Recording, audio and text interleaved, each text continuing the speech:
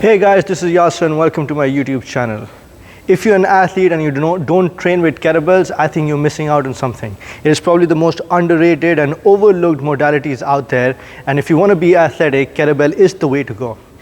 The first exercise that you need to do if you're an athlete with a kettlebell is the kettlebell swing.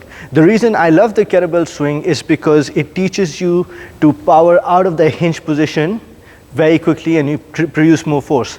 This exercise can be progressively overloaded. It is great for your posterior chain and it looks cool. Okay, how do we set up? So I have a kettlebell right here. I'm going to put it on the ground.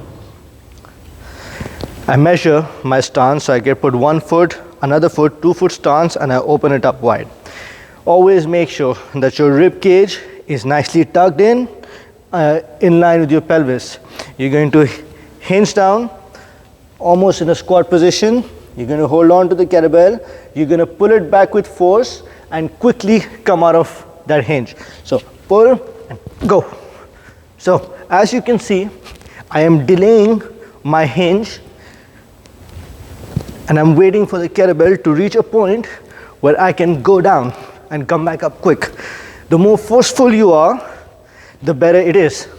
What I don't want to see is the overextension. This is not good because you need to make sure that your rib cage is in line with your pelvis. It will work on your glutes, it will fire up, and it's a good cardio also. It's a good conditioning exercise. I do feel that a lot of athletes should be doing this. I make all my athletes do this at some point. A lot of athletes should do this because of its power component, its force production, and it's a great impulse work. Great for your fascia and your muscles. The next one is the Carabel Clean. Carabel Clean is definitely one of my favorite ones because it is a good introduction to the barbell clean as we progress. The setup is fairly simple. It's slightly technical, so it's always good to introduce this with your athletes, or you should introduce yourself to this exercise with the kettlebell before moving on to the barbell, because it helps you understand the mechanics and the movement. Now and it can be overloaded progressively very easily. So how do we set it up? I want you to have that kettlebell right underneath your pelvis. Okay, so slight space. Look at the face. It is not sideways, it is forward. You put your hand inside the kettlebell. Now again, I'm in a squat. As you can see, there's a lot more flexibility required when it comes to kettlebell. As with the barbell, you're more rigid when you're cleaning up, but with the kettlebell, you're slightly more flexible with your spine. So you get your hand in there. The movement with the clean is not to just muscle it up. You're not muscling up the weight. You're not. It's technical, so you got to pull with your shoulders, bring them to the ear. You're going to get up in triple extension, where your ankles, your knees and your hips go up in triple extension. Your arm is holding on, where you're pulling up the weight, and then you're twisting your arm inside the kettlebell and landing them right here on your palm, close to your body. For example,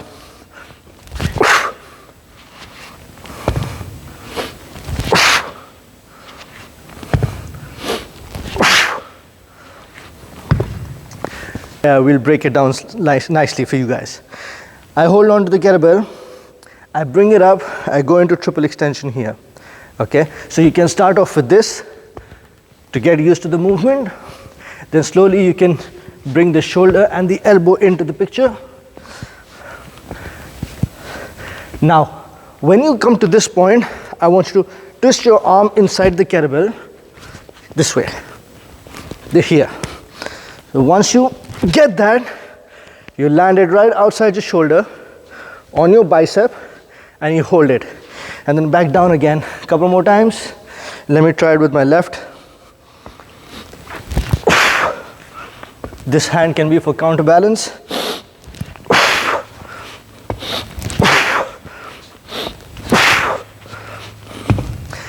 Now how does this look if you do 2 kettlebells at the same time? I have the other one right here. Again, stance wise, try to get it underneath. Hold on to the kettlebells. Now once you get proficient with one arm, go up in weight. Keep doing it. Now when you have 2, you need to make sure you engage your core properly, not using your lower back to pick up the weight. You're tucking in that rib cage right above your pelvis. So you hold on, brace, and then pull back down. Same thing.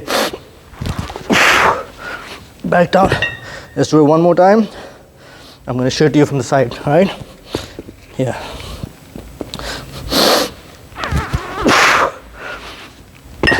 The third one, probably the king of all exercises in my opinion, is the Turkish Getup.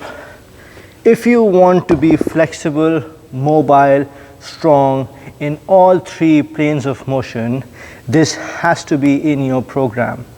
If you can do this flawlessly, that covers your entire mobility training. Let's see how we do this exercise. I lie down and I have one arm. So if it's heavy, I'm going to get on the side. I'm going to pull this weight here with both arms. I'm going to get my arm up in the air. The arm I have the kettlebell in, that same leg, the knee is bent. Nice and wide. My other leg is not in the straight line. It's nice and wide, like a tripod. Imagine we're going to go into this like a tripod. My other arm is on the ground. First, I get my shoulder up and I go onto my forearm. Now, from this position, I go onto my palm. I'm looking at the kettlebell. Looking at the kettlebell is important because it helps you maintain that balance. I want you to go into that high plank. So my butt is off the ground. My foot, my left leg is pressing into the heel. Now, from this position, I'm going to go back. I'm again like a windmill. So now I'm in a windmill. My leg is back. I'm going to pull myself up, still looking at the kettlebell. Still looking at the kettlebell. Now I look forward. Now I try to get myself in the line. So I get this leg here. I get my back leg straight. So now I'm in a lunge. Now up, stand up. Arm is still up straight. I reverse everything. Go back in a lunge. My back leg turns again. I start looking at the kettlebell because I'm about to touch the ground with my other palm. Now I'm back in the windmill. I take the other leg, bring it forward, get into a high plank. Get into a high plank. I get my butt down. I get myself on the forearm. I go down. Then I bring this up and then I relax. Initially it might look that's just easy steps here and there, but once accumulated, it is taxing to the body.